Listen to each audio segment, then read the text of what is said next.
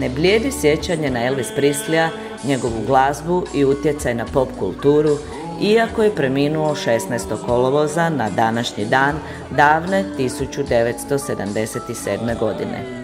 Mali Lošinj već 9. put organizira večer Elvis Presleya pod nazivom Viva Las Lošinj.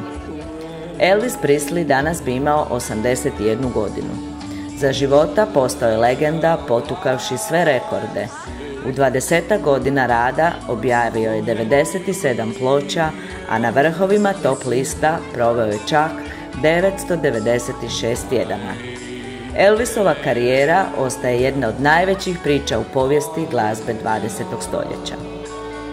Elvis Presley nije prvi bijeli glazbenik koji je pjevao ritam i blues, no svakako je prvi koji je spojio country i blues u glazbeni stil poznat kao rockabilly. Njegove snimke iz 50. godina postavile su osnove rock'n'rolla. Za njegove obožavatelje ostao je prva asocijacija kada se u svijetu glazbe spomene naziv King, kralj. Na večeri Elvis Presleya nastupio je super cover band izvodeći Elvisove hitove, dok je za animaciju bila angažirana Zagi agencija iz Zagreba.